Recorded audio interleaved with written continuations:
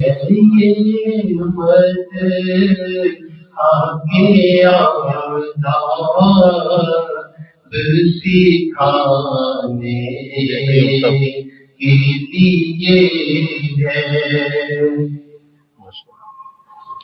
بہت خوب.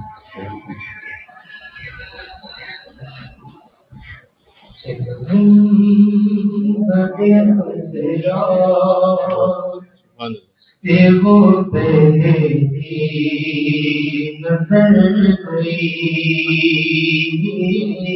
جب بدے پہلا وہ پہلی نظر گئی جب بدے کجرا پہلی نظر گئی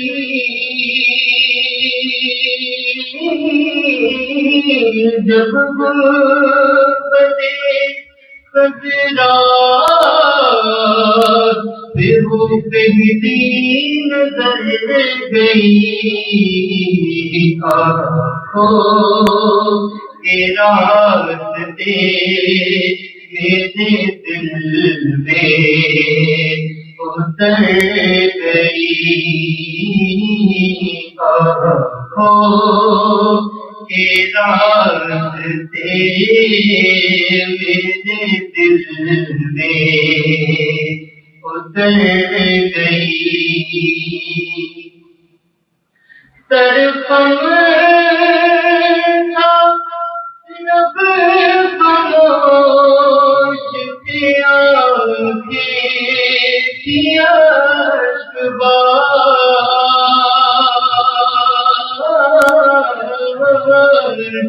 ترفم تھا لب خاموش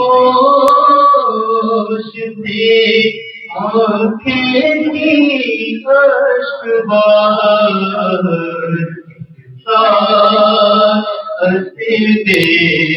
بیدار کی جو کے گزر گئی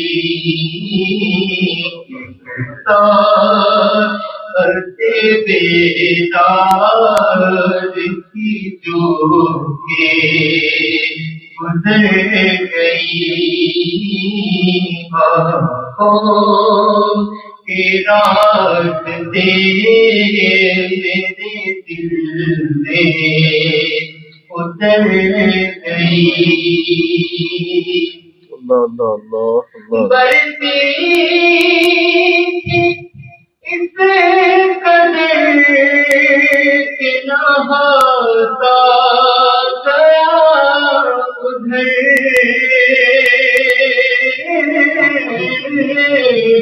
برتی اس قدر کہ نہاتا گیا ادھر رشے کرم میرے داماد ابھر گئی وہ رشے کرم میرے داماد ابھر گئی آنکھوں کے راستے میرے دل میں اتر گئی دل بھی ہے شاد شاد طبیعت ہے پر بہار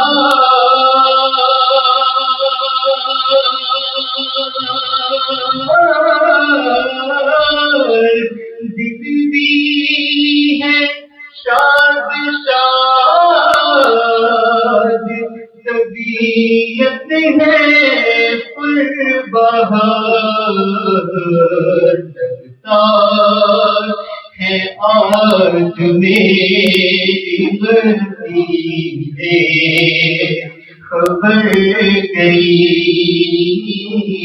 لگتا ہے آج میری مدینے خبر گئی آنکھوں کے راستے میرے دل میں اتر گئی سب گنبد خضرا میں وہ پہلی نظر گئی آنکھوں لوٹنا طیبہ سے لوٹنا کسی عاشق سے پوچھئے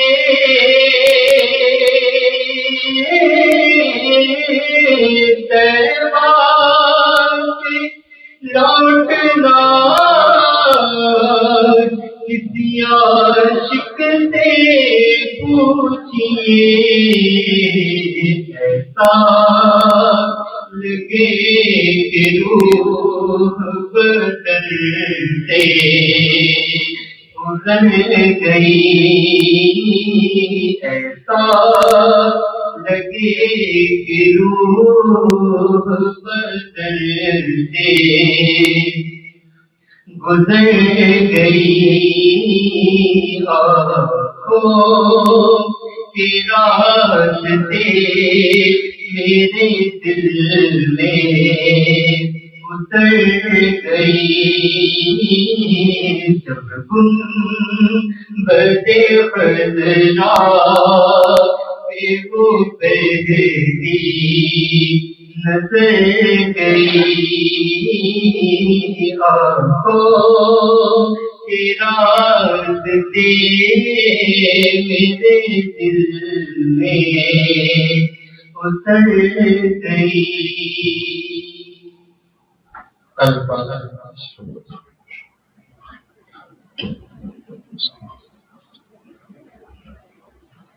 صلی اللہ علیہ وسلم درود ہجری صلی اللہ علیہ محمد وآلہ وسلم صلی اللہ علیہ محمد وآلہ وسلم. ٹھیک ہے ایسے ہی رہنے دیں کیا کوئی پڑھنے دے پیچھے کیوں بات ہے صلی اللہ علیہ محمد وآلہ وسلم. وظیفہ حضرت مجدد الفسانی رحمۃ اللہ علیہ. لا حول ولا قوة إلا بالله لا حول ولا قوة إلا بالله.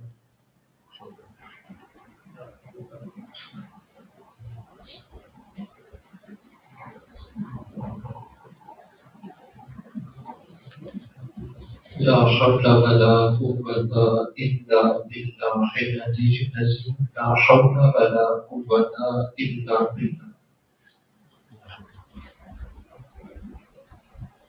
ما شاء اللہ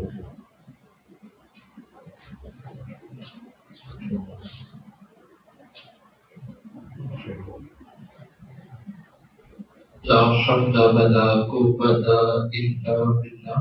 لا حول ولا قوة إلا بالله. صلی اللہ علیہ حبیب صلی اللہ علیہ حبیبہ محمد وآلہ وسلم. صلی اللہ علیہ حبیبہ الفاتحہ.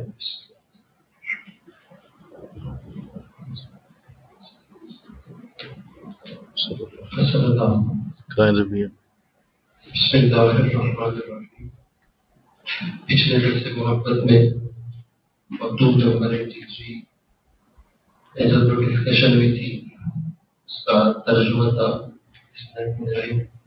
اپنے ظاہر کو روشن شریعت کے ظاہر کے ساتھ آراستہ کرنا اور اپنے باطن کو ہمیشہ تعالیٰ کے ساتھ رکھنا بہت بڑا کام ہے. دیکھیے کس خوش نصیب کو ان دو عظیم نعمتوں سے مشرف کرتے ہیں. آج اس دور میں ان دو نسبتوں کا جمع کرنا پنکھے کے نیچے بہت کم پایا جاتا ہے بلکہ سرخ گندک سے بھی زیادہ نایاب ہے.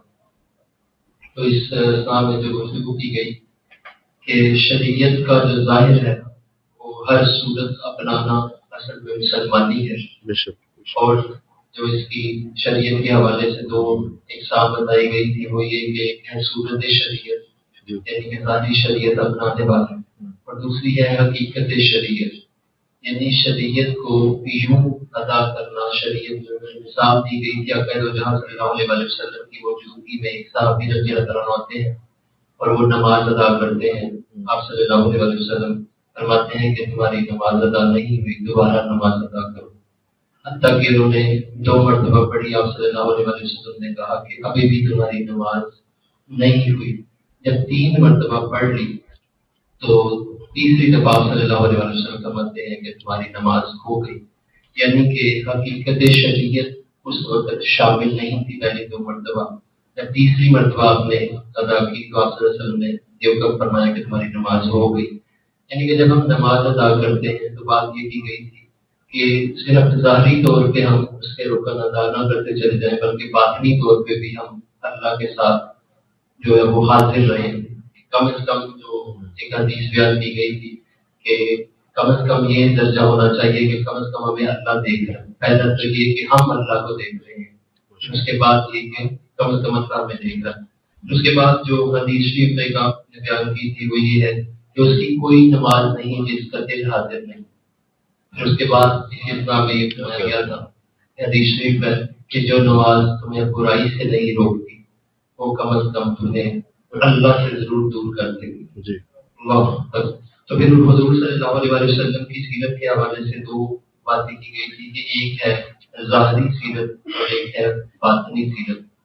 تو بڑے حضرت جو سید احمد جدی صاحب رحمۃ اللہ فرماتے تھے کہ کامل صوفی کی یہ نشانی ہوتی ہے کہ اس کے اندر حضور صلی اللہ علیہ وسلم کے سیرت کے ظاہری اور باطنی دونوں کمالات موجود ہوتے ہیں۔ اس سے مراد یہ ہے کہ وہ ظاہری طور پہ صرف شریعت کا پابند نہیں ہوتا بلکہ باطنی طور پہ بھی اس قدر اللہ تعالیٰ اسے اپنے کمالات سے مشرف کر چکا ہوتا ہے کہ جب وہ کسی کی طرف نگاہ ڈالتا ہے تو اگر کوئی گناہ گار اس کے سامنے ہے تو اسے گناہوں کی عادت جو ہے وہ چھوٹ جاتی ہے۔ اور اس کی اگر ریفرنس ڈھونڈے تو وہ اللہ رب العزت خود فرماتا ہے حدیث قدسی کہ جب کوئی بندہ کثرت نوافل سے میرا قرب پا لیتا ہے تو میں اس کے ہاتھ بن جاتا ہوں جس سے وہ پکڑتا ہے، میں اس کی آنکھیں بن جاتا ہوں جس سے وہ دیکھتا ہے، میں اس کے پاؤں بن جاتا ہوں جس سے وہ چلتا ہے، میں اس کے کان بن جاتا ہوں جس سے وہ سنتا ہے۔ یعنی ظاہری طور پر وہ دیکھنے والی آنکھ ایک بندے کی نظر آتی ہے لیکن اللہ تعالیٰ فرماتا ہے کہ اس کی بصیرت اس کی جو دیکھنا ہے وہ میری طرف سے ہے۔ تو اللہ تعالیٰ سے دعا ہے اللہ تعالیٰ ہمیں عمل کی توفیق عطا فرمائے۔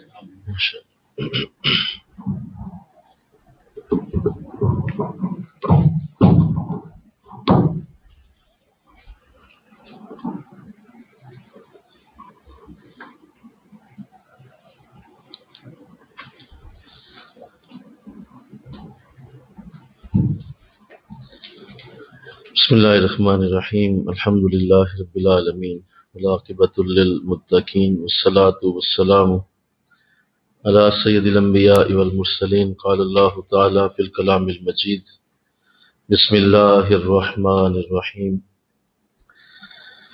الا ان اولیاء اللہ لا خوف علیہم ولا هم یحزنون۔ صدق اللہ العظیم۔ مل کے پڑھیے، الصلاۃ والسلام علیک یا رسول اللہ وعلی آلک واصحابک یا سیدی یا حبیب اللہ، الصلاۃ والسلام علیک یا رحمت للعالمین وعلی آلک واصحابک یا سیدی یا خاتم النبیین۔ نہایت معزز و محترم حاضرین و سامعین، الحمدللہ یہ ہمارا ہفتہ وار درس محبت، درس تصوف کا مبارک سلسلہ ہے جو آج انشاءاللہ العزیز مکتوب نمبر 83 میں 84 میں داخل ہو چکا ہے، اور اللہ کا شکر ہے کہ یہ عظیم سعادت جو مجھے اور آپ کو آج نصیب ہو رہی ہے یہ محض اور محض بزرگوں کی نگاہ کرم اور اللہ والوں کا خصوصی فیض ہے جو اللہ نے مجھے اور آپ کو عطا فرمایا یہ بات ذہن نشین رکھیے کہ ایک بوڑھے نے اپنے بیٹے کو سمجھایا کہ بیٹا تمہارے اندر دو بھیڑیے ہر وقت لڑتے رہتے ہیں اور وہ ہر وقت تمہارے اندر مسلسل ان کی لڑائی جاری رہتی ہے۔ ایک نفس کا بھیڑیا ہے اور ایک شیطان ہے۔ یہ دونوں مسلسل بندے کے اندر اپنا اثر و رسوخ جاری رکھتے ہیں، اور ان کے مقابلے میں ایک بھیڑ بھی ہے، وہ بھی ان سے لڑتی رہتی ہے۔ تو اس بچے نے پوچھا، اس نے کہا مجھے بتائیے کہ پھر ان میں سے جیتتا کون ہے؟ وہ بھیڑیے دو ہیں، یہ اکیلی بھیڑ ہے، تو لڑائی تو سمجھ آ رہی ہے کہ وہ دو ہیں یہ ایک ہے۔ کہا نہیں بیٹا، جس کو تم خوراک دو گے وہ جیتے گا۔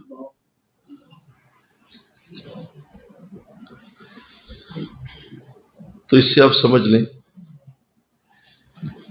کہ جو روح ہے وہ بھیڑ کی مانند ہے، اور اس کے مقابلے میں نفس اور شیطان ہے۔ آپ جس کو غذا دیں گے نہ جیتے گا وہی، جس کو زیادہ کھلائیں گے پلائیں گے بس اسی کی جیت ہے۔ تو یہ جو ذکر فکر ہوتا ہے، یہ جو درس ہوتے ہیں، یہ جو نیکی ہوتی ہے، یہ جو اچھائی کا نظام ہوتا ہے، یہ اصل میں اس روح کی غذا ہے۔ اب جتنا اسے کھلاتے جائیں گے وہ اتنا طاقتور ہوگی، اور وہ ان نفس کا کے چالوں کا اور شیطان کی چالوں کا مقابلہ کرے گی۔ اگر آپ اسے نہیں کھلائیں گے اسے کھلائیں گے تو وہ مضبوط ہو جائیں گے، اور وہ مضبوط ہوں گے تو روح کمزور ہو جائے گی۔ دونوں میں سے ایک ہی ہو سکتا ہے۔ تو اللہ نے مجھے اور آپ کو یہ سعادت بخشی ہے کہ ہم یہ جو عظیم سلسلہ ہمارا جاری و ساری ہے، یہ ہماری روح کی غذا کی مانند ہے۔ الحمدللہ، یہ ہماری روح کی غذا کی طرح ہے۔ جتنا اسے دیتے جاؤ گے اتنا روح طاقتور ہوتی جائے گی۔ جتنا اللہ والوں کا ذکر ہوگا، ان کی یاد ہوگی، ان کی محبت کی بات ہوگی، اتنا زیادہ یہ طاقتور ہوگا۔ تو یہ سعادتیں، یہ برکتیں، یہ رحمتیں رات کے اس پہر میں کتنی بڑی سعادت ہے کہ دنیا اس وقت آرام کرنے کے موڈ میں ہوتی ہے۔ موڈ میں کیا ہوتی ہے؟ کر رہی ہوتی ہے۔ کوئی ٹی وی میں مصروف ہے، کوئی انٹرنیٹ پہ مصروف ہے، کوئی اپنی جو ہے وہ 100 قسم کی مصروفیات میں رجھا ہوا ہے۔ بے شمار لوگوں کے پاس مصروفیات ہیں، ان کے پاس بڑے بہانے ہیں، بہت ساری انہوں نے اپنی طرف سے ہی ایک بنا رکھی ہیں مصروفیات، جن کا دنیا اور آخرت کے کسی بھی انداز میں کوئی فائدے کا تعلق نہیں۔ لیکن شکر ہے اللہ کا کہ اس نے مجھے اور آپ کو اس عظیم سعادت سے بہرہ کیا، اور ہم اللہ کا شکر ادا کرتے ہیں کہ استقامت کے ساتھ آپ اس کو چلا رہے ہیں۔ یہ بہت بڑی سعادت ہے، اور اللہ آپ کو اس پہ جاری رکھے، آپ اسی طرح اس کو چلاتے رہیں، اور اس برکت کو لینے سے اور استقامت کے اندر آ جانے سے بہت بڑی سعادت اللہ آپ کو دے رہا ہے۔ آج ایک جگہ سے مجھے سوال کیا گیا تھا کہ بتائیے کہ میں کیسے جانوں کہ واقعی میرا معاملہ ٹھیک چل رہا ہے اور مجھے اگلی منازل نصیب ہو رہی، کس طرح پتہ چلے کہ میری اگلی منزلیں مجھے حاصل ہو رہی ہیں؟ اور حالانکہ آپ کوئی اظہار نہیں کرتے، نہ آپ بتاتے ہیں کہ اس وقت ہم کس درجے پہ ہیں، نہ آپ ہمیں کوئی فون کرتے ہیں، نہ ہمیں کوئی ایسا کوئی ہمیں آپ کی طرف سے کوئی پیغام آتا ہے کہ ابھی ہم کس درجے پہ آ گئے۔ تو میں نے عرض کی جی بہت اچھا سوال کیا آپ نے، یہ بہت اچھا سوال ہے کہ میں اس وقت کس درجے پہ ہوں اور میری کیا اس وقت حالت ہے۔ میں نے کہا جواب ایک ہی ہے، یہ نہیں ہوتا کہ شیخ ہر ایک کو فون کرے اور میسج کرے اور بتائے، اور وہ اس پہ کبھی بھی نہیں ایسا کرے گا۔ ہزاروں اس کے ظاہر ہے معاملات ہوتے ہیں، اور اس کے ہزاروں معاملات کے اندر کچھ ایسی ترتیب رکھی ہوتی ہے کہ وہ ایسے کر ہی نہیں سکتا۔ اور دوسرا یہ کہ اگر وہ اسی کو بتانے بیٹھے تو روزانہ کتنے لوگوں کو بتائے گا، وہ تو کھپ جائے گا اسی میں کہ بھائی تو ادھر آ گیا تو ادھر آ گیا تو فلاں جگہ آ گیا تو ادھر چلا گیا تو ادھر چلا گیا۔ ایسا تو نہیں ہوتا، یہ نہیں ہوتا، یہ آپ نے خود سمجھنا ہوتا ہے۔ اور اس کا میں آپ کو ایک کرائٹیریا بتا دیتا ہوں کہ اگر آپ کسی نیکی کے کام کو استقامت سے کر رہے ہیں تو سمجھ لیں کہ آپ کی منزلیں بلند ہو رہی ہیں۔ کسی نیکی کے کام میں آپ کو اللہ نے استقامت دے دی ہے تو سمجھ جائیں کہ آپ کے درجے بلند ہو رہے ہیں اور اللہ آپ کو اگلی منازل دے رہا ہے۔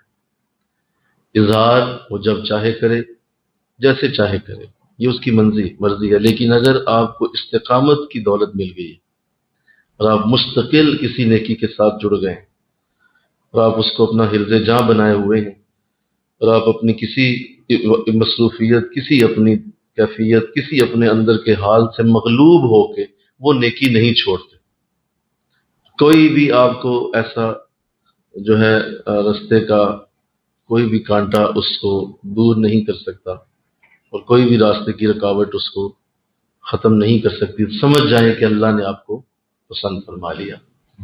یہی اللہ کی پسندیدگی ہے، یہی اللہ کا پیار ہے، یہی اللہ کی محبت ہے، اور اللہ کے ہاں نظام اسی طرح چل رہا ہے۔ آپ تسلی رکھیں، میں نے ان سے یہ عرض کیا کہ آپ تسلی رکھیں کہ آپ اگر اس کے ساتھ ساتھ چل رہے ہیں تو پھر آپ کو ہم سے کوئی گارنٹی لینے کی بھی ضرورت نہیں ہے، جب چاہیں گے گارنٹی اللہ دلوا بھی دے گا، لیکن یوں نہ اپنے ذہن میں ہلکان ہوا کریں، بس اللہ کی رحمت اور اللہ کا فضل لینے کے لیے اپنے آپ کو استقامت میں رکھیں انشاءاللہ۔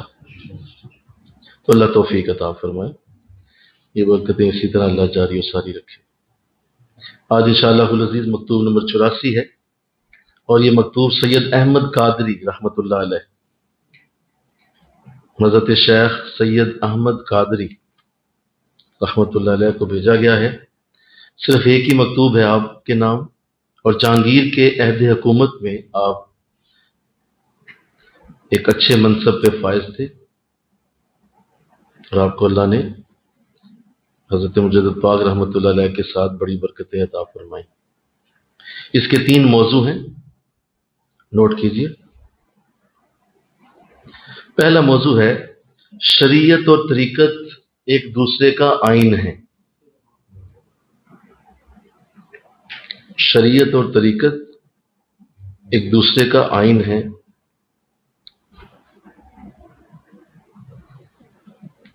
شریعت اور حقیقت، شریعت اور حقیقت ایک دوسرے کا آئین ہے۔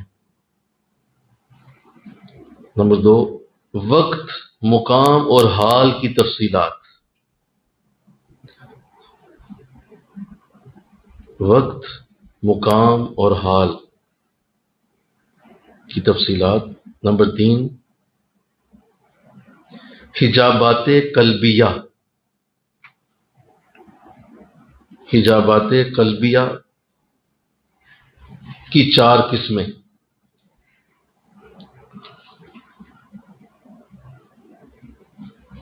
حجابات قلبیہ کی 4 قسمیں، یہ 3 اس میں موضوعات ہیں۔ ایک اور بڑی اہم بات وہ یہ ہے کہ چونکہ ماشاءاللہ آپ کا یہ ہفتہ وار جو یہ طریقہ ہے، جو بزرگوں کا یہی انداز ہے کہ وہ اللہ کی سنت پہ عمل کرتے ہیں۔ اللہ کی سنت بھی یہی ہے، آقا دو جہاں کا طریقہ بھی یہی ہے کہ ایک ہفتے کے بعد جمعہ آتا ہے، اور اس میں درس و تدریس کا حکم ہے، اور اس میں یہ حکم ہے کہ ایک عالم باقاعدہ کسی مسئلے پہ بات کرے، کسی قرآن کی آیت کو کھولے اور وہ لازم اس پہ عمل کرے۔ اسلام کا یہی طریقہ ہے کہ وہ ہفتہ بعد جو ایک انسانی فطرت کے مطابق ہے کہ لوگوں کو دین کی تعلیم دی جائے۔ حضور کی حدیث بھی اس میں موجود ہے. آقا اسلام نے ارشاد فرمایا لوگوں کو روزانہ درس قرآن نہ دو، اس طرح تم لوگوں کو دین سے بیزار کر دو. مطلب ہر روز ہی آپ لوگوں کو بلا بلا کے بٹھائیں، ہر روز ہی لوگوں کو اس طرح کا انداز کریں تو یہ ایک مشکل عمل ہے. ہاں جس طرح ہم یہ 40 دن کا 30 دن کا کورس کرتے ہیں وہ ایک الگ چیز ہے، بولیے وہ مستقل نہیں ہے، وہ ایک کریش کورس ہوتا ہے کہ یہ 20 دن چلے گا بھائی، بلکہ اب تو ہم نے صرف 20 دن کر دیا ہے کہ 20 دن آپ کر لیں، چلیں مسلسل ذرا آئیں اور قرآن سنیں. وہ ایک علیحدہ ایک انداز ہوتا ہے تاکہ لوگوں کو اچانک ایک دم سے متوجہ کیا جائے اور نیکی کی دعوت کو عام کیا جائے، وہ ایک الگ چیز ہے. لیکن مستقل ہی اس پہ چلتے رہنا، بولو سمجھ رہے ہو؟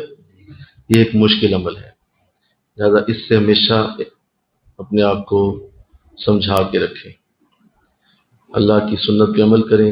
2-4 دن گزار لیں، اس کے بعد درس، ہفتہ گزار لیں پھر درس، تو یہ ایک اچھا عمل ہوگا جس پہ آپ سب نے اسی ترتیب پہ عمل کرنا ہے انشاءاللہ. کہیے یہی ترتیب ہے اور اسی ترتیب پہ رہنا چاہیے. کوئی ایسا ان نیچرل راستہ اختیار نہ کریں، ایسا راستہ اختیار نہ کریں جو نیچر نہیں ہے، جو قدرت کے اندر نہیں ہے. وہ آپ کو بھی کھپا دے گا، لوگ بھی کھپ جائیں گے. ایسا نہ کریں، کوئی جلدی نہیں ہے. فرض کریں ہاں کہ اگر اللہ آخری عمر میں ہی ولایت عطا کر دے تو بھی گزارا ہو جائے گا، بولیے نا بھائی. ضروری تو نہیں کہ آج ہی آپ نے شمس الہند تیار کرنا ہے اور آج ہی آپ نے ولی ابن ولی اور کامل ولی آج ہی تیار کر کے لوگوں کو بھیجنا ہے. یہ ایک نیچرل رستہ نہیں ہے. نیچرل رستہ یہ ہے کہ آپ اسی پہ رہیں جو اللہ کی ترتیب ہے، جو رسول کی ترتیب ہے. تو اللہ توفیق دے، اس کو سمجھیے. جہاں کہیں بھی آپ درس و تدریس کرتے ہیں، جو بھی کر رہے ہیں، اس مام از ما بستاند و بکلیت اعراض از مادون خود میسر گردان. ترجمہ: اللہ تعالی راہ شریعت پر استقامت عطا فرمائے. شود از دوست نہ سخن اوست، لیکن چوں آن سخن را نخوی از مناسبت با جناب او تعالی و تقدس ثابت است. آمانہ مناسب را مفتم سمردہ در آن باب جرت و زبان درازی می نماید. ترجمہ: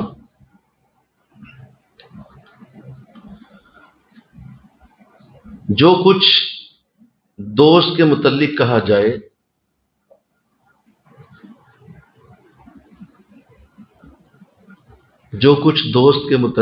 جائے اگرچہ وہ اس کا سخن نہیں،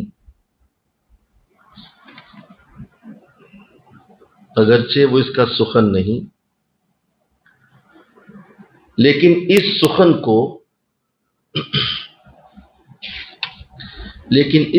کو حق تعالی کی بارگاہ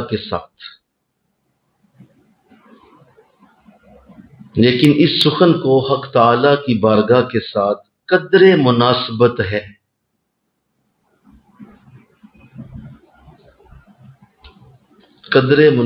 ہے.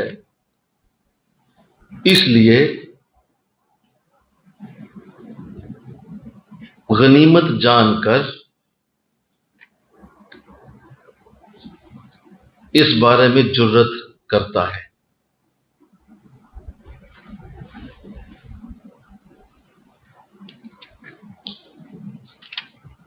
یہ 2 باتیں پہلے میں عرض کر لوں، پھر میں اگلی بات پہ آتا ہوں کہ آپ نے مکتوب کا آغاز بڑے ہی خوبصورت انداز میں کیا ہے اور آپ نے ایک ایسا اعلیٰ پیمانہ رکھا ہے. ہم ظاہر ہے ہم طریقت کے راہی ہیں، طریقت کے مسافر ہیں، اور اپنے مرید کے ساتھ اور اپنے چاہنے والے کے ساتھ ایسا عاجزی کا انداز کہ آپ نے شروع میں جو فرما کر حد فرمائی، پہلے تو دعا مانگی کہ اللہ راہ شریعت پر استقامت عطا فرمائے. پہلے دعا کی ہے کہ آپ بھی یہ دعا کریں، میں بھی کرتا ہوں، آپ کو خط لکھ رہا ہوں، تو اللہ ہم دونوں کو ہی راہ شریعت پر استقامت عطا فرمائے. ہماری ساری ہمت اپنی بارگاہ کی طرف متوجہ کر کے ہمیں اپنے آپ سے رہائی عطا فرمائے، کہ اللہ ہمیں اتنا شعور دے دے، اتنی برکت دے دے کہ ہم اپنے آپ سے نکل جائیں اور ساری ہماری توجہ اللہ کی بارگاہ کی طرف ہو جائے، اور ہر چیز سے ہماری جو ذہنی ایک کیفیات جڑی ہیں وہ ختم ہو کے ساری کیفیتوں کا مرکز اللہ کی ذات ہو، تو ایسا ہو جائے، اور ما سوا سے کلی طور پر روح گردانی نصیب ہو جائے، جو بھی اللہ کے علاوہ چیزیں ہیں ان سب سے اللہ ہمیں علیحدہ کر دے۔ تو پہلے تو یہ دعا مانگی ہے، اور بڑا ایک عاجزانہ انداز ہے، اور اپنے مرید کے آگے مرید کو لکھتے ہوئے یہ آپ ہمیں ایک ادب سکھا رہے ہیں کہ اگر شیخ ایسی دعا کر سکتا ہے تو تجھے کتنی دعاؤں کی ضرورت ہے، کہ ہماری ساری ہمت اپنی بارگاہ کی طرف متوجہ کر کے ہمیں اپنے آپ سے رہائی عطا فرمائے اور ما سوا سے کلی طور پر روح گردانی نصیب فرمائے۔ آگے پھر ایک اور بات فرمائی، جو کچھ دوست کے متعلق کہا جائے اگرچہ وہ اس کا سخن نہیں، لیکن اس سخن کو حق تعالیٰ کی بارگاہ کے ساتھ قدر مناسبت ہے۔ فرما رہے ہیں کہ لوگ میرے بارے میں یہ کہتے ہیں کہ یہ بہت اچھی باتیں لکھتے ہیں اور یہ بڑا اچھا کلام کرتے ہیں، اور یہ جب کوئی مکتوب لکھتے ہیں تو اس میں بڑے راز اللہ کے بیان کرتے ہیں۔ تعریف ہوتی ہے میری، اس میں کوئی شک نہیں ہے، آپ کے مکتوبات شریف جہاں بھی جاتے تھے لوگ تعریفوں کے پل باندھ دیتے تھے، اور بڑی آپ کی اس مکتوب کی قدر لوگوں کے دلوں میں ہوتی۔ تو آپ فرما رہے جو کچھ دوست کے متعلق، یعنی آپ کے دوست کے متعلق، یعنی میرے متعلق کہا جائے اگرچہ وہ اس کا سخن نہیں، کہا وہ جو لکھا میں نے مکتوب وہ میرا کلام کب ہوتا ہے؟ آئے مل کے کہو نا سبحان اللہ، وہ میرا کلام ہوتا ہی نہیں، اگرچہ وہ اس کا سخن نہیں، میرا کلام نہیں ہے وہ، لیکن اس سخن کو اللہ کے ساتھ کچھ قدر مناسبت ہے۔ کہا میں نے چونکہ اپنے ہر لفظ میں اللہ کی محبت کو ڈالا ہوتا ہے، اور اللہ کی ذکر کے ساتھ اور اللہ کی محبت کے ساتھ وہ جڑے ہوتے ہیں، مناسبت ہے میرے کلام کو اللہ کے ساتھ، اس لیے غنیمت جان کر اس بارے میں جرت کر ہی لیتا ہوں۔ چونکہ مجھے پتا ہے کہ میرے کلام میں اللہ کی محبت کا عنصر موجود ہے، لہذا میں پھر جرت کر ہی لیتا ہوں اور مکتوب لکھ دیتا ہوں، ورنہ مجھے کوئی شوق نہیں ہے اور نہ میں اس کی کوئی تعریف چاہتا ہوں، نہ مجھے اس کی کوئی حاجت۔ تو آپ نے یہ بھی خوبصورت ایک انداز دیا کہ اپنے کلام کو اس حد تک آپ نے جو ہے وہ رکھا کہ یہی کہا کہ یہ میرا اپنا کلام ہی نہیں، کچھ یہی ادا اعلیٰ حضرت میں بھی نہیں پائی جاتی، بولیے نا بھائی، بولیے نا، یہی ادا ان میں بھی تو ہے نا، کہ وہ بھی اپنے کلام کے بارے میں کچھ ایسی الفاظ کہتے ہیں کہ میرے دوستوں نے مجھے مجبور کر دیا تھا، ورنہ یہ نعت لکھنا میرے بس میں نہیں تھا۔ اللہ اکبر، ناچار پڑا اس راہ جانا، ناچار پڑا اس راہ جانا، کہ مجھے تو مجبوری میں اس راستے پہ میں آ گیا ہوں، ورنہ میرے اندر یہ سکت نہیں ہے کہ میں اللہ کے نبی کی تعریف کر سکوں اور اللہ کے نبی کی تعریف کے لیے اپنے لبوں کو کھول سکوں، یہ میرے اندر یہ سکت نہیں۔ اللہ اکبر، سبحان اللہ۔ تو یہی انداز مجدد پاک کا بھی ہے، مجھے کہو نا سبحان اللہ، اس کا مطلب ہے کہ صحیح انداز کہ اپنے کلام کو اسی طرح سے ذہن میں رکھنا کہ اللہ کا شکر ہے کہ اللہ موقع دے رہا ہے، اللہ اس طرح کی گفتگو کروا رہا ہے، اور جب اتنا آپ نے اپنی عاجزی کو پیش کیا ہے تو بتائیے کہ ابھی آگے اگلے الفاظ ہم پڑھنے لگے ہیں جو آپ اصل میں بیان کرنا چاہ رہے ہیں، جن کی وجہ سے آپ نے مکتوب لکھا، اس سے اندازہ ہو جائے گا کہ ایک شخص اتنی عاجزی میں کیوں ہے، کیونکہ اس کے پاس واقعی علم ہے۔ جو علم والا ہوگا وہ تمہیں عاجز نظر آئے گا، جو علم والا ہوگا وہ تمہیں جھکا ہوا نظر آئے گا، جو علم والا ہوگا وہ تمہیں بہت ڈاؤن ٹو ارتھ نظر آئے گا، جو علم والا ہوگا وہ بالکل تمہیں یوں نظر آئے گا کہ یار اس سے تو بات کرنا بڑا ہی آسان، اس سے تو بات کرنا بہت ہی آسان ہے، جو چاہے بات کر لو اس سے۔ اور جو جاہل ہوگا، بے علم ہوگا، اس کے ساتھ بات کرنا مشکل، بیٹھنا مشکل، اس کی سننا مشکل، کیوں؟ وہ علم نہیں رکھتا۔ علم والوں کی پہچان ہی عاجزی ہے، یہ تمہارے اندر سے تمہارا جو جتنا بھی انداز ایسا ہو اسے نکال دیتا ہے۔ تو اللہ اس کو سمجھنے کی توفیق عطا فرمائے۔ کہ آپ نے اپنی عاجزی کا اظہار کیا، پہلے دعا مانگی اور پھر اپنے الفاظ کو بالکل یوں کہا کہ اس کی ضرورت نہیں تھی، لیکن چونکہ اللہ کا اس میں جو ہے وہ انداز ہے، آپ نے ابھی رضا النبی کے درس میں سنا ہی ہوگا کہ اگر اسلام نے باقاعدہ بیعت کے الفاظ میں سے شامل فرمایا کہ جب بھی کلام کرو اللہ ہی کے لیے کرو، اللہ کے علاوہ کلام نہ کرو۔ تو کلام کرنا چاہتے ہو سوچ لو کہ اللہ کے لیے کر رہا ہوں یا نہیں کر رہا ہوں۔ تو باقاعدہ حضور نے بھی یہ تعلیم دی، آپ بھی یہی فرما رہے ہیں کہ میرا کلام میں چونکہ اللہ کے ساتھ مناسبت ہے اس لیے میں یہ کلام کر رہا ہوں، میرا اور کوئی مقصد نہیں ہے۔ اور بالکل تسلی رکھیں، اس میں جو بات بھی کی جائے گی وہ صرف اللہ کی رضا کے لیے ہوگی، اس کے پیچھے کوئی اور مقصد نہیں ہوگا۔ تو یہ خوبصورت آپ نے ترتیب دی، اللہ ہمیں بھی اس کی توفیق عطا فرمائے۔ اب آئیے وہ بات جس سے آپ ہمیں منور کرنا چاہ رہے ہیں، شریعت و حقیقت عین یک دیگر انتر در حقیقت از یک دیگر جدا نیستند، فرق جمال و تفصیل است، استدلال و کشف است، غیبت و شہادت است، تعمل و عدم تعمل است۔ ترجمہ نوٹ کریں، شریعت اور حقیقت ایک دوسرے کا آئین ہے۔ شریعت اور حقیقت ایک دوسرے کا آئین ہے، حقیقت میں ایک دوسرے سے جدا نہیں۔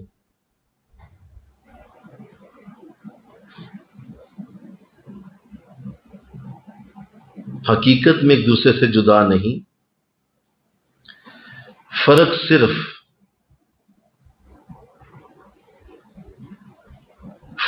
صرف اجمال و تفصیل، مل کہو سبحان اللہ، فرق صرف اجمال و تفصیل، استدلال و کشف،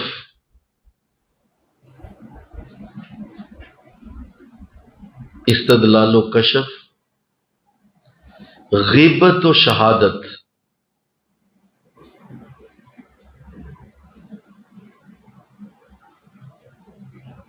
غیبت و شہادت اور تکلف و عدم تکلف کا ہے۔ تکلف و عدم تکلف کا ہے۔ سبحان اللہ، یہ آپ ارشاد فرمانا چاہ رہے ہیں، اور اس سے پہلے آپ نے اچھی خاصی تمہید باندھی ہے، دعائیں مانگی ہیں، اور پھر آپ نے اپنی عاجزی کا اظہار کیا، اور پھر آپ نے اس راز تک ہمیں پہنچایا۔ آپ ذرا اسے سمجھ لیں، کیونکہ بات ایسی ہے کہ اس کو جب تک کھولا نہیں جائے گا مکمل دل میں نہیں اترے گی۔ سمجھ لیں اس کو ذرا۔ آپ فرما رہے ہیں شریعت اور حقیقت ایک دوسرے کا آئین ہے۔ آئین کا مطلب ہے ایک جیسا ہونا، ایک جیسا انداز، ایک جیسے معاملات ہونا، اس کو کہتے ہیں آئین۔ جیسے کہتے ہیں بعین ہی، میری ہی طرح، اس کی ہی طرح، ایک جیسا ہونا، اسے کہتے ہیں آئین۔ تو آپ فرما رہے ہیں شریعت اور حقیقت ایک دوسرے کا آئین ہے، یعنی آپ یہ کہیں کہ جو شریعت پہ عمل کرتا ہے اور شریعت کے سارے معاملات کو سمجھتا ہے، دیکھتا ہے، یہ ممکن نہیں ہے کہ وہ حقیقت تک نہیں پہنچ سکتا۔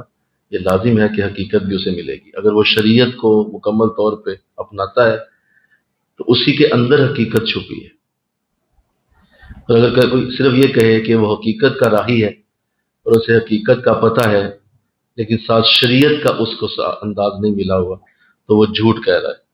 ایسا ممکن نہیں ہے۔ حقیقت شریعت کا آئینہ ہے، بولیے، شریعت کا آئینہ حقیقت ہے، حقیقت کا آئینہ شریعت ہے۔ یہ دونوں ایک دوسرے کا آئین ہیں، ایک دوسرے کے مقابل ہیں، سامنے ہیں، ایک دوسرے کے ساتھ ہیں۔ تو یہ ممکن نہیں ہے کہ اگر کوئی حقیقت کا دعویٰ کرتا ہے کہ مجھے ہر چیز کی حقیقت کا پتہ چل گیا اور ہر چیز کی حقیقت کو میں سمجھتا ہوں اور جانتا ہوں، اور ساتھ اس کو شریعت حاصل نہیں، تو یہ ممکن بولو نہیں ہو سکتا۔ اور اگر کوئی صرف شریعت کا بہت بڑا اچھا اس کو انداز دیا گیا ہے لیکن حقیقت حاصل نہیں، تو یہ بھی نہیں ہو سکتا۔ بولیے، دونوں میں سے ایک بھی جدا آپس میں نہیں ہو سکتا۔ شریعت اور حقیقت ایک دوسرے کے ساتھ جڑے۔ اس سے مراد جو لی گئی ہے، سنیے، بڑے دھیان سے سنیے، بزرگوں نے ارشاد فرمایا کہ اس سے مراد، حقیقت سے مراد طریقت ہے، یہ اصل میں طریقت ہی ہے جو حقیقت کے الفاظ میں آپ نے بیان کی ہے۔ اب آگے آپ فرما رہے ہیں کہ اچھی طرح سمجھ لو کہ دونوں میں فرق کیا ہے، پھر شریعت میں اور حقیقت میں کیا فرق ہے۔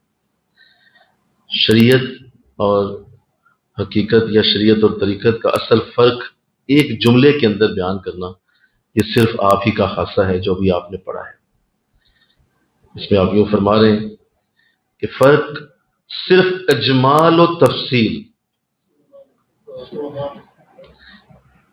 شریعت اجمال ہے اور طریقت تفصیل ہے۔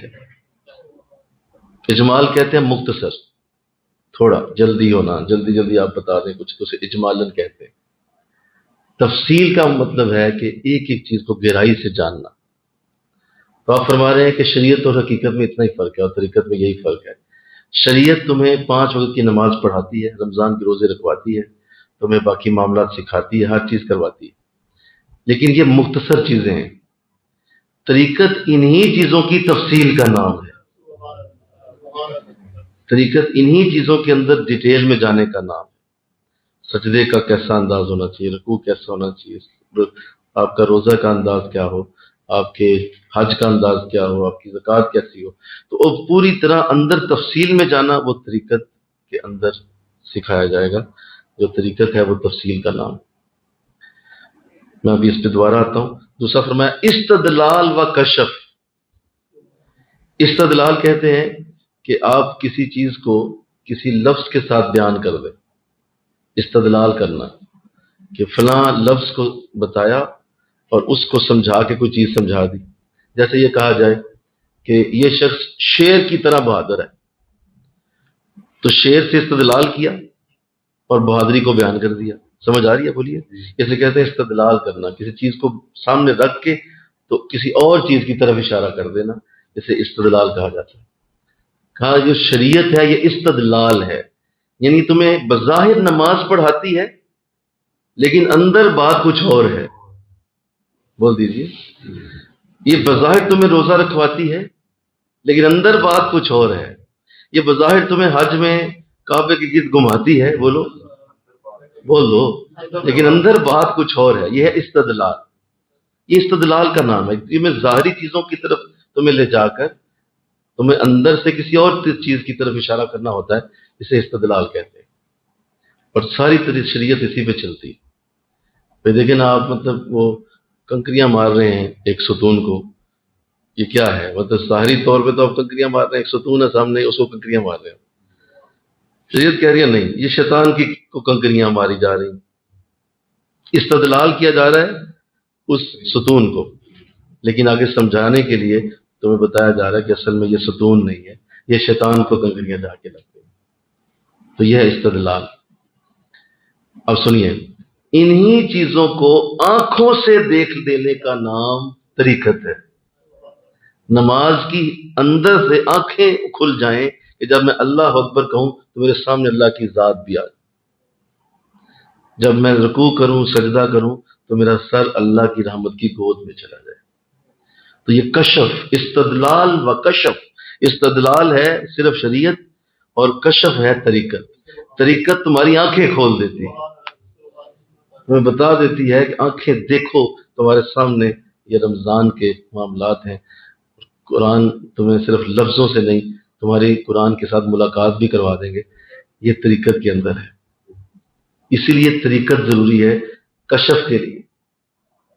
طریقت کے بغیر اگر کوئی کشف کا دعویٰ کرے تو وہ مناسب نہیں، کسی صورت بھی وہ اتھینٹیکیٹ نہیں ہے، یہ ممکن نہیں، ہو ہی نہیں سکتا کہ طریقت کے بغیر آپ کشف کا کوئی دعویٰ کر بیٹھے۔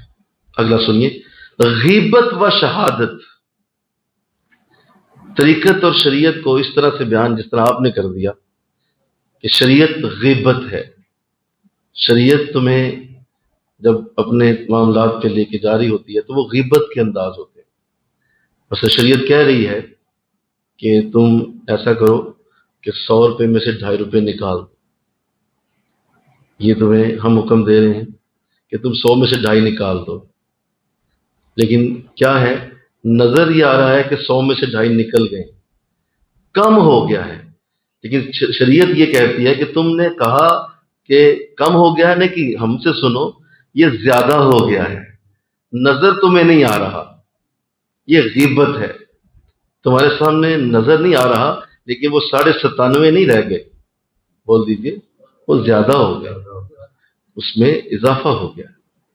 اس لیے قرآن نے جب محبت سے بات کی ہے تو سورہ بقرہ کے آغاز میں ہی اس کا راز کھول دیا، الذین یؤمنون بالغیب، یہ وہ لوگ ہیں جو غیب پہ ایمان رکھتے ہیں،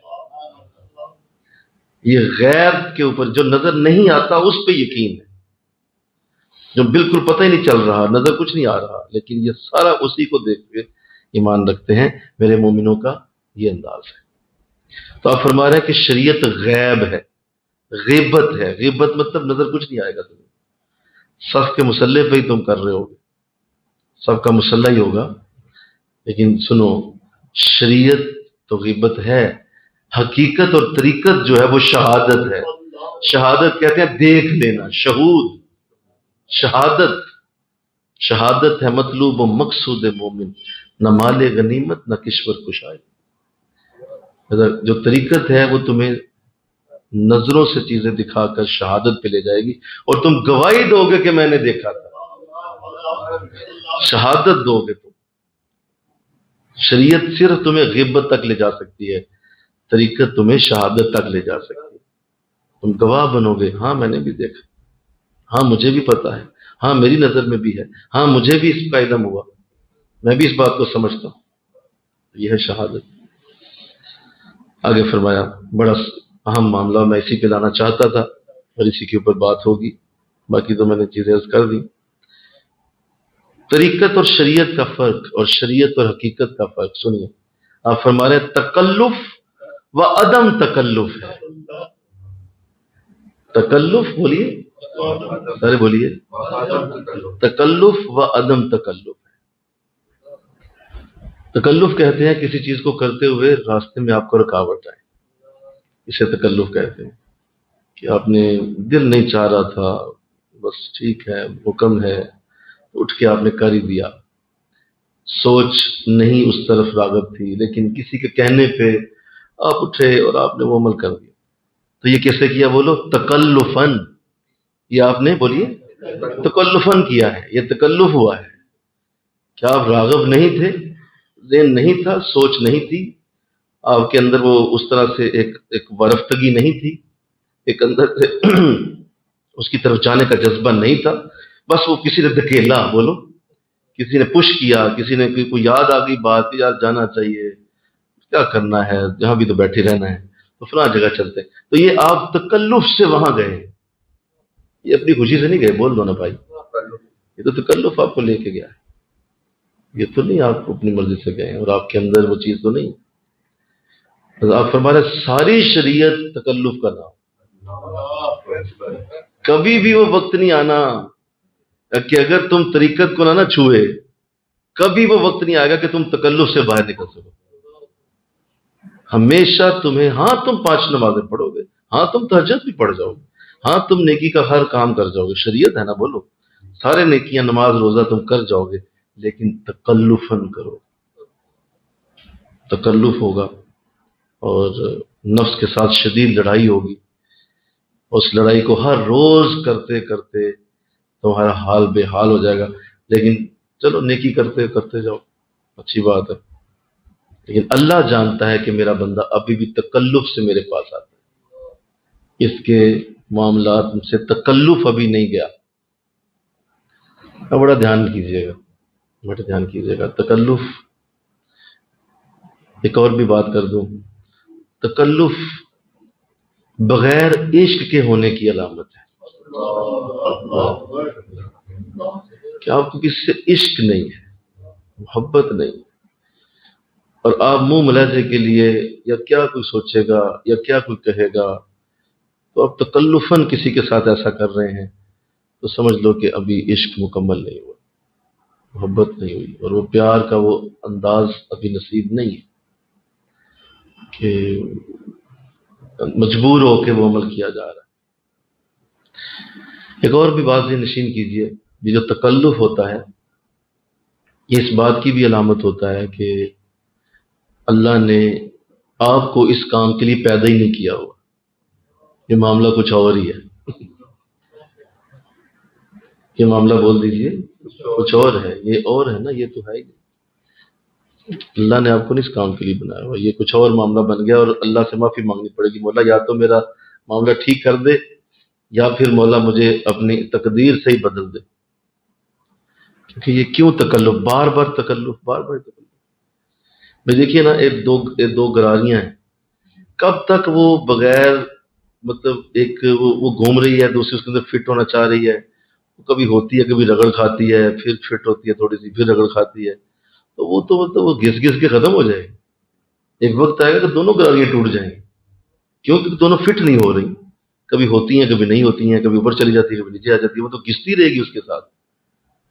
مزہ تب ہے دونوں گاڑیاں بولیے آپس میں فٹ ہو جائے یوں، اور اس کی قوت بڑھ جائے، لیکن جو تکلف سے کام کر رہا ہوتا ہے وہ اصل میں یہی انداز ہوتا ہے، اس کا معاملہ ایسا نہیں ہوتا۔ پھر یہ بھی ذہن نشین کریں کہ تکلف آپ کو کبھی بھی اس سکون تک نہیں جانے دے گا جو اس عبادت کا اصل سکون ہے، جو اس عبادت کا اصل مزہ ہے، وہ تکلف اس وہاں تک نہیں جانے دے گا۔ اور پھر آپ کیا کریں گے، سنیے، اگر آپ تکلف سے کر رہے ہیں تو آپ جلدی وہ عبادت چھوڑ دیں گے یا اسے مختصر کریں گے، کیونکہ آپ تکلف سے کر رہے ہیں۔ 17 رکھتے نہیں پڑھیں گے آپ فرض پڑھ کے ادھر ادھر دو تو ایک دو جلدی سے 3 وتر پڑھ کے آپ کہیں گے چلو یار نماز تو ادا ہوئے گی، اتنا ہی ہوتا ہے، اور آپ ادھر ادھر ہو جائیں گے۔ تو اس کا مطلب یہ ہے کہ آپ تکلف سے عمل کر رہے تھے، اور آپ نے اس کو جتنا بھی مختصر کیا وہ اس لیے کیا کہ آپ کا ذوق اس کے اندر تھا ہی نہیں، اس عدم ذوق کی وجہ سے آپ اس کی عبادت کے وقت کو تھوڑا کر دیا، آپ چھوٹا کر دیا۔ ایسا ہی ذکر بھی ہے، بولو ایسا ہی ذکر ہے کہ اگر ذکر تکلف سے ہو رہا ہے تو وہ تکلفاً آپ کو ذکر کتنی دیر تک آپ کر پائیں گے، آپ کا باطن ایک وقت آئے گا تھک جائے گا اور آپ جلدی چھوڑ دیں گے ذکر، تکلف سے کر رہے ہیں۔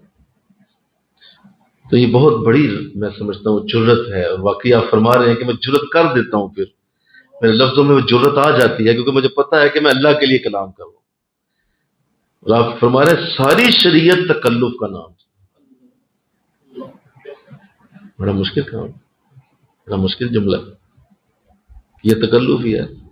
بھائی دیکھو نا، آپ اٹھیں گے سحری کریں گے، کون اٹھے، کس طرح اٹھے، بے شک آپ بڑے بھی نیک، ایک وقت آتا ہے کہ آپ جب آتے ہیں نا 20ویں 23ویں روزے تو بعض اوقات ہوتا ہے یار کیا یار اٹھا ہی نہیں جا رہا آج، تو پھر بھی اٹھ کے سحری کر ہی لیتے ہیں، بولو نا بھائی، لیکن ایک وقت آتا ہے کہ اس شریعت کے معاملے میں تکلف آئے اور آ جاتا ہے، تو ایسا معاملہ شریعت میں ضرور ہوتا ہے۔ آپ فرمایا صرف شریعت پہ رہو گے تو تکلف میں ہی رہو گے، ہاں جی، اپنے ذوق سے کچھ نہیں کر پاؤ گے۔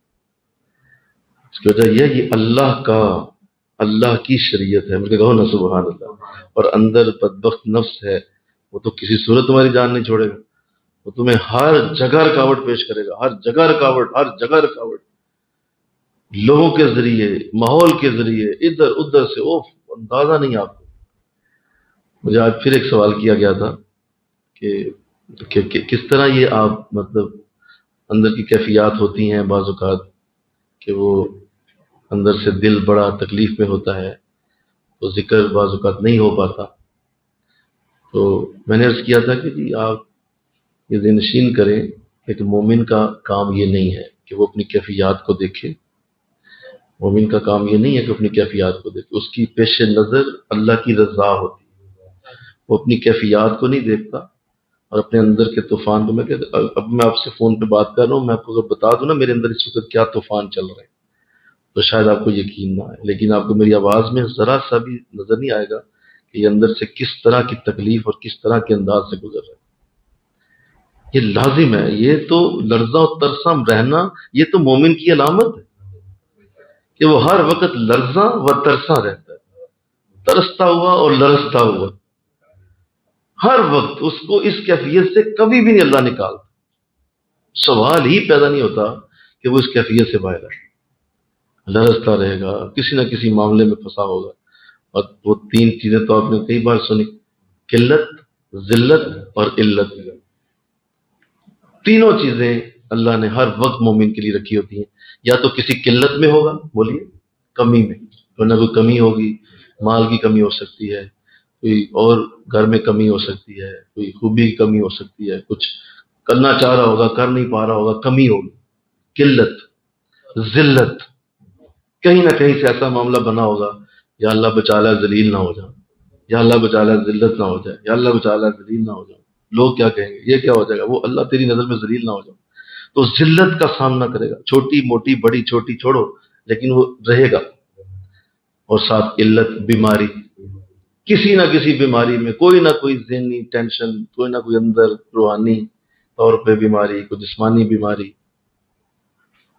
لو یہ مومن صاحب کا حال ہے، بول دیجئے، یہ جناب علی مومن صاحب، یہ ماں بدولت مومن ہیں کہ قلت، ذلت اور علت میں مبتلا۔ اللہ، تو بتائیے کہ کسی وقت بھی اس کو نفس سے چھٹکارا نہیں ہوتا، اور ہر وقت یہ حالت رہے گی، اور اس حالت کے ساتھ وہ چلتا رہے گا۔ اور کمال یہ ہے کہ نہ تو اللہ قلت کو ظاہر ہونے دے گا، مجھے کہو نا سبحان اللہ، نہ اللہ ذلت ہونے دے گا، اور نہ ہی اللہ علت کو کبھی باہر نکلنے دے گا۔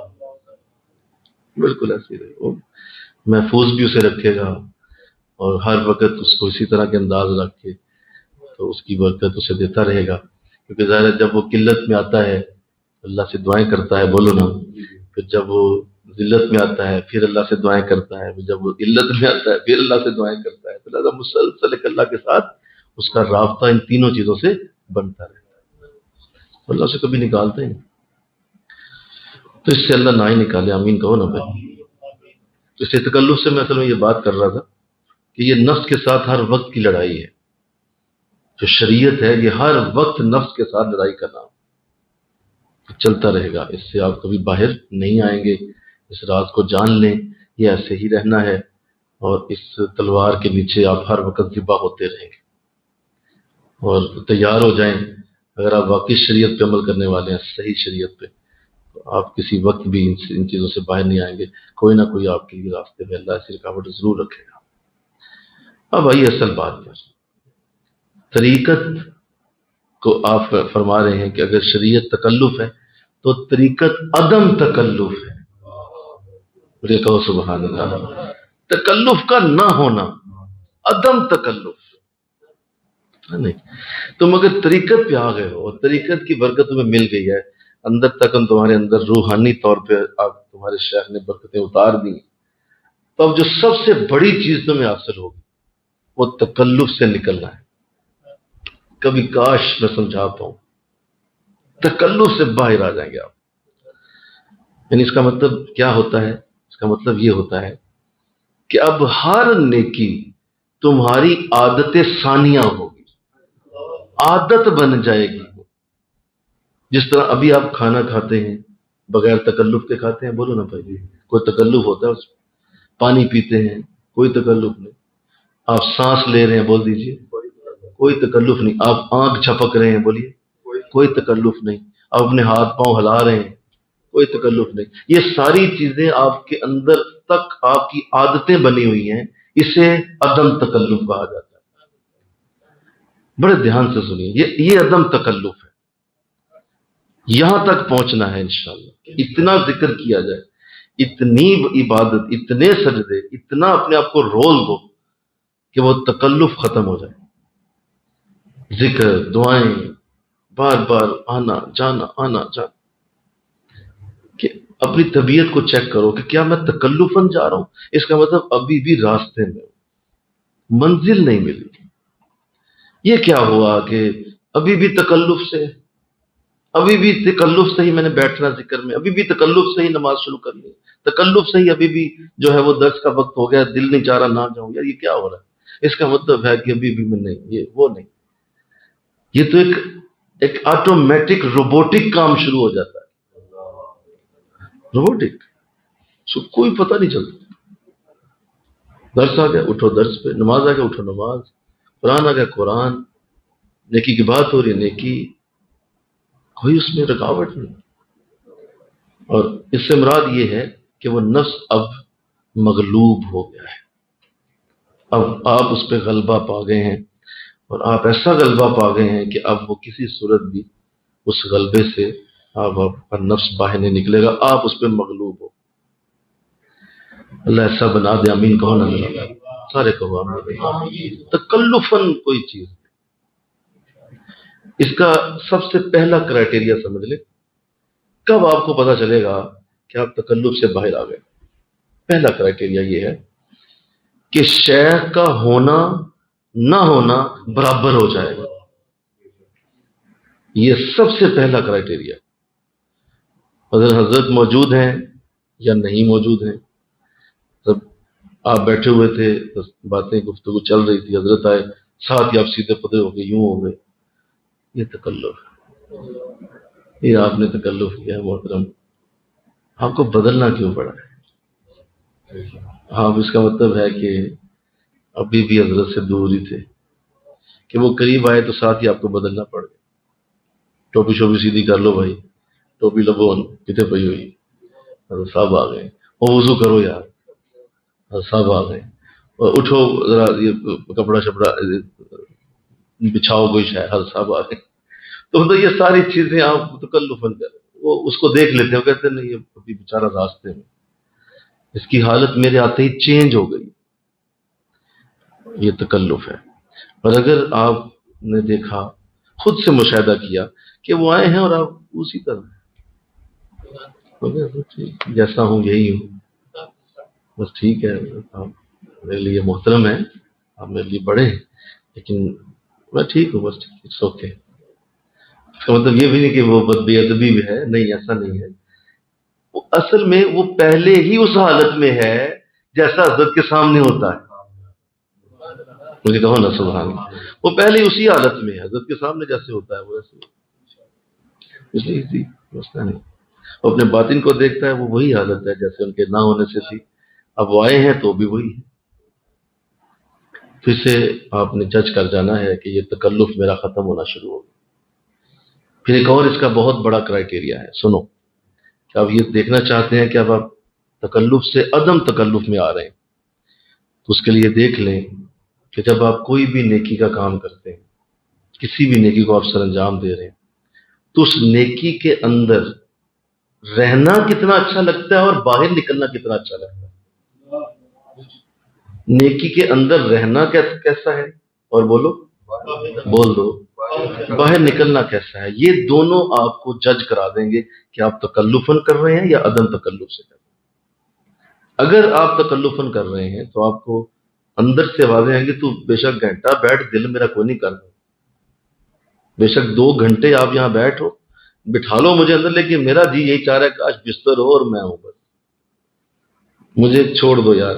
لیکن چونکہ میں مجبور ہوں، تیرے اندر پھنسا ہوں، اس لیے یہیں بیٹھا ہوں.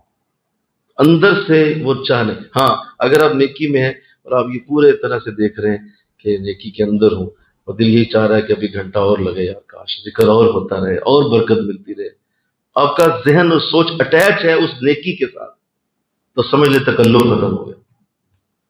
آپ تکلف نہیں، آپ تکلف سے باہر نکل آئے ہیں، اور آپ کی زندگی میں یہ نعمت آ گئی ہے کہ آپ کو یہ چیزیں اچھی لگنا شروع ہو گئی.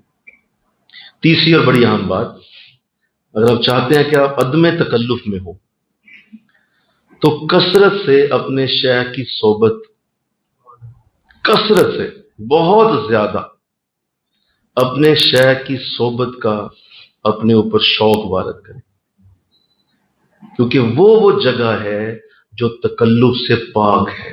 مجھے کہو سبحان اللہ. تمہیں اس جگہ کے علاوہ ہر جگہ تکلف نظر آئے گا.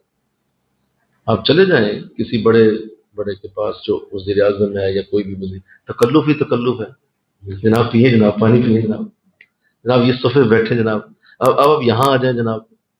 ایک عجیب سا تکلف ہے، مطلب وہ الفاظ میں بھی تکلف، سوچ کے بات کریں گے، سوچ کے گفتگو ہوگی، جناب کو برا نہ لگ جائے، فلانا ہو جائے، فلانا ہو جائے.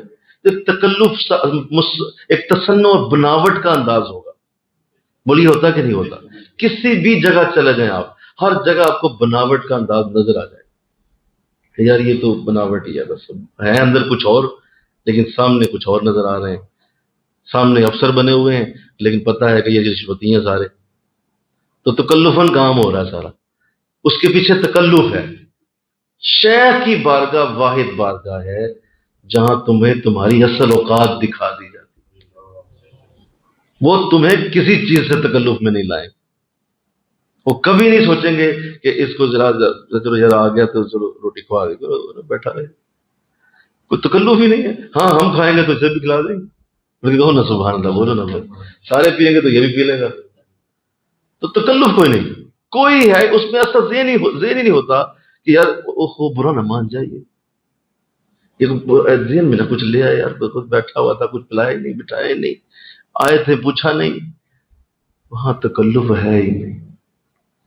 وہ بالکل عدم تکلف کے اوپر چلتے ہیں. جو ہے کھا لو، نہیں تو چلے جاؤ. کئی بار صاحب کے پاس جاتے تھے تو 12 گھنٹے بھوکے. صاحب نے کبھی بیٹھے رہو بھوکے. ہاں یہ ہے کہ جب ہم کھائیں گے تو آپ بھی کھا لیجیے. پتا ہوتا تھا صبح سے نکلا ہوا ہے، میرے ساتھ ہے، کچھ بھی نہیں کھایا ہوا. تکلف ہے کوئی؟ ایسے کر لو ویسے کر لو، جو ذہن میں آیا وہی کرنا. اس لیے یہ وہ بارگاہ ہے جو تکلف سے تمہیں نکال دیتی. نکل جاتے ہو یار، ایزی ہو جاؤ. یہاں پہ بھائی بس اللہ کی بارگاہ یہ ایسا انداز ہے، جب چاہے ملے گا، جب چاہے پلاؤ گے، جب چاہے کھلاؤ گے، تیری مہربانی، تیری مرضی، ہمیں کوئی نہیں اس پہ. تو یہ تیسرا بڑا اہم معاملہ. اگر آپ تکلف سے نکلنا چاہتے، کثرت سے شیخ کی صحبت میں بیٹھے نکل جائیں گے، سب باہر آ جائیں گے، آپ ایزی ہو جائیں گے. کیونکہ وہ اتنا وہ نور، اتنی اس کی برکت ساتھ رہے گی کہ آپ کو نظر آئے گا. ابھی ساتھ ہی الحمدللہ اللہ نے سلامت رکھے، میرے ساتھ تھے یہ حرمین شریفین میں، میرے ساتھ تھے، یہ اس بات کی گواہی دیں گے. کوئی چیز ایسی ہو جس میں ہم نے تکلف وہاں بھی کیا ہو، مطلب حرمین میں بندہ پہنچ جائے نا تو بڑے بڑوں کے طور پر گھوم جاتے ہیں، نفل پڑھو، یہ بھی پڑھو، یہ بھی پڑھو، آج یہ تصویر پڑھو، لگے رہتے ہیں لوگ وہاں پہ اور بہت کچھ کرتے ہیں. ظاہر انہیں شوق ہوتا ہے نا حرم میں آئے ہوئے. تو انہیں علم ہے جب وہ وہاں تھے تو کیا ہم نے کوئی ایکسٹرا ان سے کوئی کام لیا یا ایکسٹرا ان کو کہا کہ عبادت کریں، یا ایکسٹرا کہا کہ اب یہاں بیٹھ جائیں 6 گھنٹے ادھر ہی بیٹھے ہیں دروشی پڑھتے. اس لیے کہ تکلف ہے نہیں، نہ وہاں تھا نہ یہاں. دونوں جگہوں پہ ایک جیسا، قطعاً آپ کوئی چینج نہیں دیکھیں. آپ علیحدہ سے ان ساتھیوں سے بیٹھ کے گواہی لے لیں کہ کوئی بتائیں ایسی بات جو ہم نے وہاں تکلفاً کی ہو. بالکل ایسے جیسے اپنے گھر میں بیٹھے ہیں، اپنے ہی ماحول میں بیٹھے ہیں، بلکہ اپنا ہی ماحول مدینے کو بنا لیا ہوا ہے. سارا اپنا ہی ماحول بنا کے مدینہ کو استعمال کر رہے تھے. الٹا وہ ہمیں استعمال نہیں کر رہا تھا، بول دو نا، مدینہ کو ہم استعمال کر رہے ہیں، اپنے ماحول کے مطابق اس کو ڈھال لیا. کیوں؟ تکلف تھا ہی. تو میری بات گہرائی تک جانو، میں کہنا کیا چاہ رہا ہوں. آپ کے اندر جب یہ چیز اتر جاتی ہے پھر آپ تصنع، بناوٹ اور اس طرح کی چیزوں سے باہر آ جاتے. لوگوں کو امپریس کرنا، بول دو، لوگوں کو کسی طریقے سے آپ جو ہے وہ کسی طرح سے آپ متاثر کرنا چاہ رہے ہیں یا آپ کو ایسی چیز، اس کا مطلب آپ بناوٹی آدمی، ابھی بھی تکلف کرتے ہیں آپ. تو اس کا مطلب وہ حقیقت اور شریعت تمہیں حاصل بولے نہیں، حقیقت اور طریقت حاصل نہیں، یہ دونوں چیزیں تمہیں حاصل نہیں. اس سے باہر آ جائیے جتنی جلدی ہو سکتا ہے، اس سے باہر نکل آئیے. بہت بلند درجے پہ یہ بات آخر میں کی ہے. آپ پہلے کیا کہا؟ فرق صرف اجمال و تفصیل، مل کے کہو سبحان اللہ، استدلال و کشف، غیبت و شہادت. آخر میں کہا تکلف و عدم تکلف کا ہے. بس فرق دونوں میں یہ ہے کہ یہاں عدم تکلف ہے، وہاں تکلف. عدم تکلف والا حقیقت پہ ہے، عدم تکلف والا طریقت پہ ہے، عدم تکلف والا اصل پہ ہے. اصلی برکت اس کے پاس ہے، کوئی ایسی بات اس کے سامنے نہیں. اللہ حضرت عمر رضی اللہ تعالیٰ عنہ اللہ کروڑ رحمتیں محمد خضرا پہ اتر رہی ہیں اور نازل فرمائے آپ کی قبر انور پہ. تو ہم الحمدللہ فاروقی بھی اس لیے لکھتے ہیں کہ آپ کا بھی یہی انداز تھا، اور جس طرح کا اللہ نے عدم تکلف آپ کو دیا ہوا ہے، مطلب کسی کو، باقی سارے صحابہ اپنی شان رکھتے ہیں، لیکن آپ کا جو عدم تکلف ہے وہ بے مثال ہے. تکلف تو تھا ہی نہیں، مطلب حضور کو قتل کرنے کا ارادہ کیا تو کیا ہے، اور اٹھ کے نکل گئے ہیں قتل کرنے. مطلب کوئی اس میں تکلف کیا، بس عدم تکلف ہے نا کہ بھائی ٹھیک ہے، میرا دل ہے کہ میں نے قتل کر دینا، آج اٹھ کے نکل گئے. اور جب کلمہ پڑھا ہے تو پڑھ لیا ہے، کوئی اس پہ تکلف نہیں ہے کہ اچھا یار مطلب پڑھنا پڑے گا، مطلب یہ مجھے ضروری ہے پڑھنا، یہ نہیں، جا کے پڑھ لیا، ایزی ہو. اور جب آپ سے پوچھا گیا تھا کہ حضور بتائیے، آپ حضور کے دور میں بھی تھے، اب آپ کی اپنی حکومت ہے، امیر المومنین ہیں آپ، اور اتنا بڑا علاقہ آپ نے فتح کیا ہوا ہے، کیا فرق ہے اس عمر کا جو اسلام سے پہلے تھا اور وہ عمر جو اسلام کے بعد ہے؟ کسی نے پوچھ لیا تو کیا خوبصورت جواب دیا، بولیے، اس سے آپ تکلف اور عدم تکلف کو سمجھ جائیں گے. فرمایا کہ کوئی فرق نہیں ہے، اسلام سے پہلے والے عمر میں اور اسلام کے بعد والے عمر میں کوئی فرق نہیں. وہ سننے والا حیران، حضرت کیا بات کر رہے ہیں، اسلام آپ کو مل گیا، اسلام کی برکت مل گئی، اسلام کی اتنی رحمتیں نصیب ہوگی، آپ کہہ رہے ہیں مجھ میں کوئی فرق ہی نہیں آئے گا. نہیں، اسلام نے مجھ پہ کوئی فرق نہیں ڈالا، بس اتنا کیا میرے رسول نے کہ میرے رسول نے جو راستہ نفس اور شیطان کی طرف جاتا تھا وہ راستہ اللہ کی طرف موڑ دیا.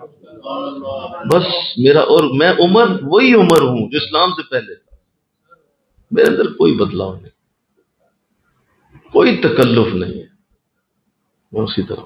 بس اب میری وہی قوت جو پہلے اسلام کے خلاف لگتی تھی، اب وہ ساری اسلام کے لیے صرف ہوگی، اب وہ ساری اسلام کی مدد کے لیے صرف ہوگی، اس کے علاوہ عمر میں کوئی فرق نہیں.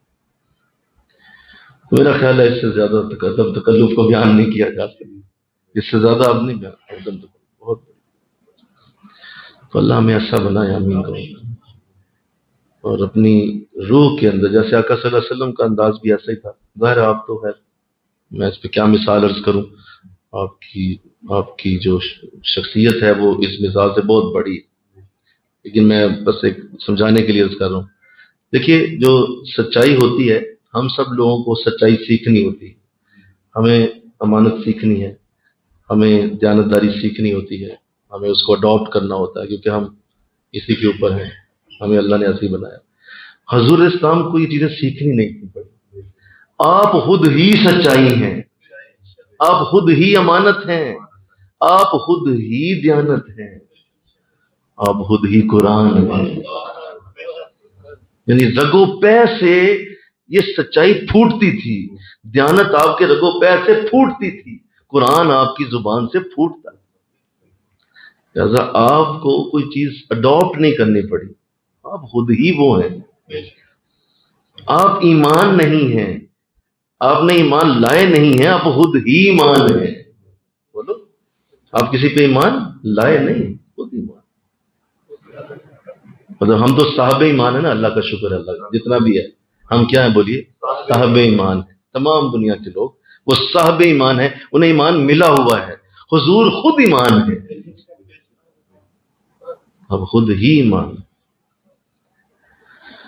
تو میری بات دھیان سے سنیے، جس کو یہ برکت حضور والی ملے کہ سچائی اس کی عادت بنے، دیانت اس کی عادت بنے، یہ نماز اس کی عادت بن جائے، یہ ذکر بولو سارے بن جائے، عادت بن جائے، یہ ساری نیکیاں اس کی عادتیں بن جائیں، تو یہ ہے عدم تکلف.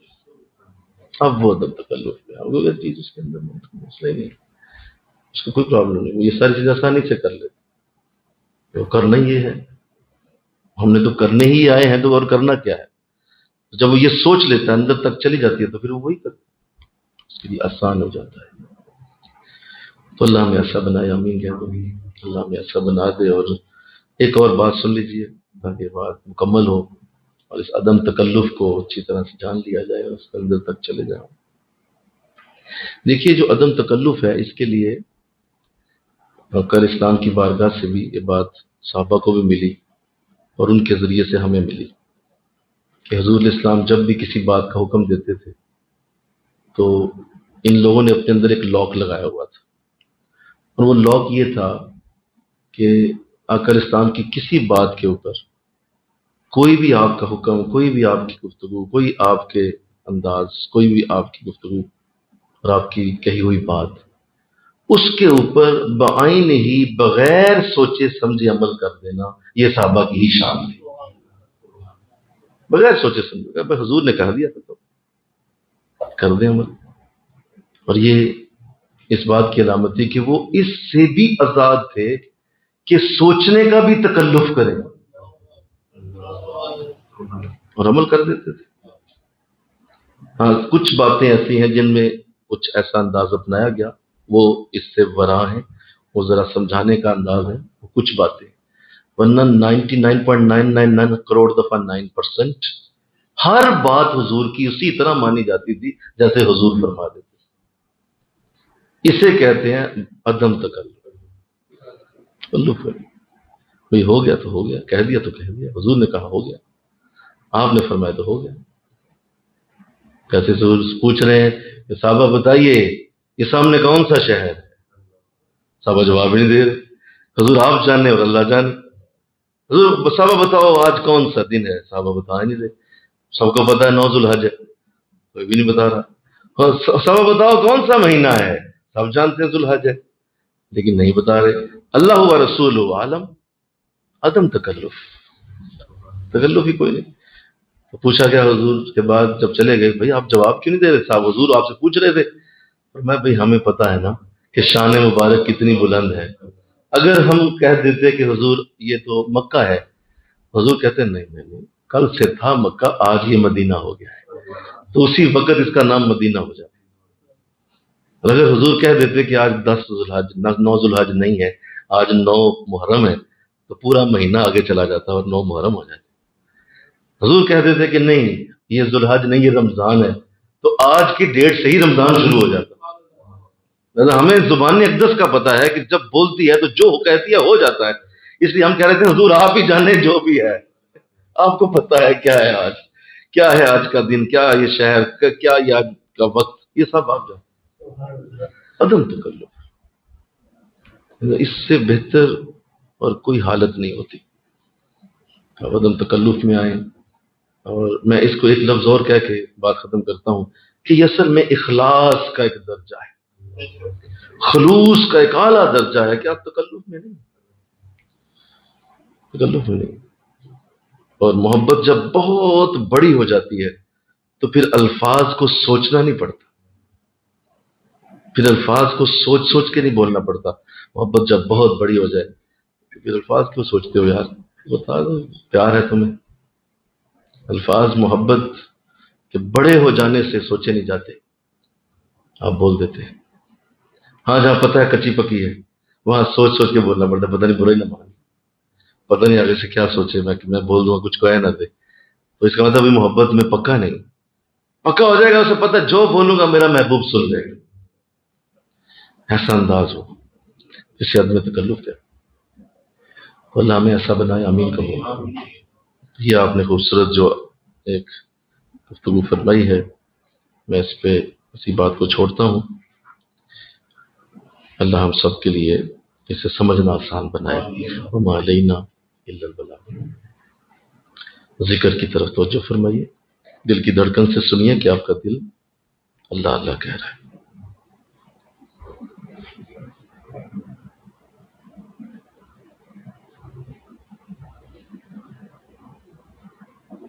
اللہ